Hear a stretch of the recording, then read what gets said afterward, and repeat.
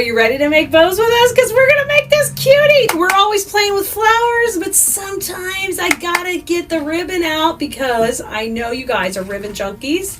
I know you are. You can't hide from me. I see you. And so we got to feed your need for ribbon. And guess what? We're going to make the cutest bow really simple with this. So come on, Bloomerinos, let's have some fun. On this one, I picked a combo that was a little more rustic. So I went with this. It's got a little bit of the bling bling of the stars in there, but I knew I wanted to pull out the barn red because in the wreath we're making with that, I need that pretty red with that vintagey look, and we are using the cutest berries in that wreath also. So it's really important to go the more rustic look. So our foundation of the bow is going to start with our red ribbon. We're working with an easy bow maker here. So if you need an easy bow maker, just let us know in the comments. We have a link. We can show you where to get one of those. And I'm going to start by dovetailing here, and we'll start building our bow. Now this bow is going to have pizzazz and a little bit of tails going up and down. And so it's got that whimsy. We call those funky bows because they have that funky jive to them. And on those, we want 8-inch tails. So from here to here is 8 inches. So it's really easy for me just to take and twist, and I'm going to have that first tail go up. I just hold that down with my right hand and start my loops over here with my left. I know 6 inches is perfect, so I'm going to go 6 inches and twist, 6 inches on the right and twist, and we're going to make a couple of loops to get it started. Right here, 2 red at 6, and when you come to the center, you're twisting each time. And then when you're done with your loops, you do what we call a scrunch, meaning you just scrunch it up nice. I measure this out to 8 inches and then I trim it off. Bloomerinos, I have so much fun celebrating America and Texas and the red, white, and blue. You know, we love to put all of this up for the season, but you can have it up any time of year, of course. Patriotism doesn't go out of style. Now, I'm going to make another tail to match, so I just measure from there to there. Even though I know it should be 16 inches, just in case I'm off for a little bit longer, I just take and measure it to match. Now, take and dovetail both of these. We're kind of putting in a faux tail that doesn't involve any loops, but we're going to add it right in right now.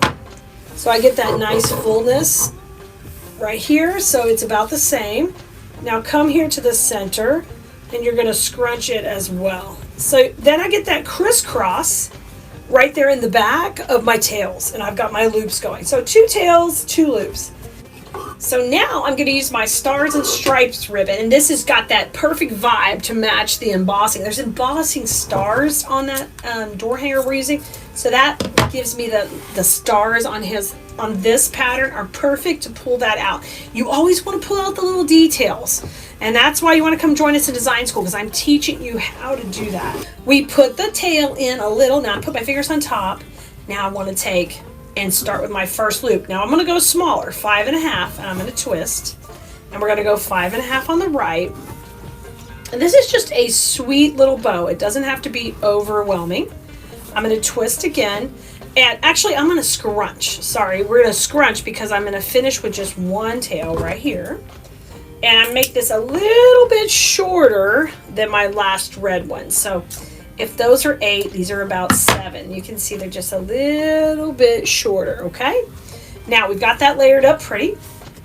I'm going to bring in another layer of red, so switch them out again. The fun thing about doing this kind of bow is you can layer it up. You can just go to town. Oh, you know what? Before I put the red in, let me bring in another faux tail to match because I think that turns out so cute. And I'm going to take it and measure it, and we'll bring that in. Because it gives us another crisscross on the back, I'm going to dovetail, so I just fold it and cut up from the fold on both ends. Now, and just grab that in the center, and then I'm going to gather it just a little, and we'll pop it in going opposite. See there? Perfect. Now, get the red, bring it back, and we're going to layer it up just a little.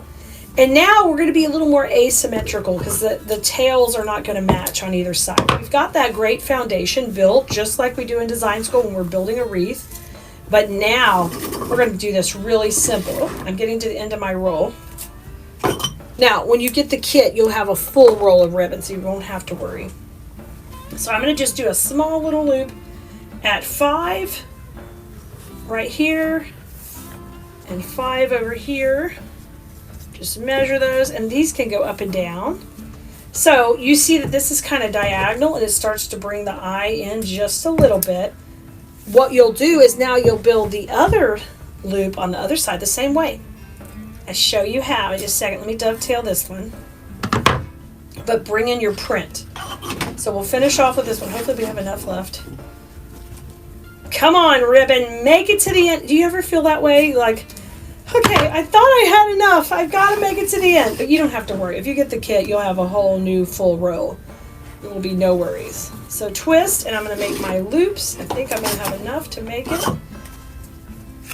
2 empty rolls this time, guys. Yes. You know what that means when you have 2 empty rolls? Guess what? Time to order more. Girl math. Empty rolls means space and money available. Plus, after we sell this wreath, we're going to have plenty to go buy another. So tail up and loop up. And now I'm going to take and trim this one right here. Isn't that cute? So you have it layered out where these are opposite. See, the red is here, and now the stripe is here, and you got your cute little tails. I've got 2 different pieces here we can use for the center. We'll decide what we want in just a second. I'm going to take and get this off the bow maker. Now, I'm going to go with my 8-inch cable tie. I like to run that right beside these and put a little pressure on top. Y'all, if you want to learn how to do bow making, wreath making, garlands, centerpieces, swags, for all year long and seasonal holidays, you've got to come join us in design school, because we are always looking forward to the next season and creating designs, and you can learn how to do it too. When you're ready, you can even learn how to scale and create a business, or just continue making beautiful pieces for your home in design school. So come over to KalesDesignSchool.com. We have a link here for you. I'd love to teach you more and get to know you more, and kind of take my 28 years experience and make designing really easier and easier. I get better at teaching every year.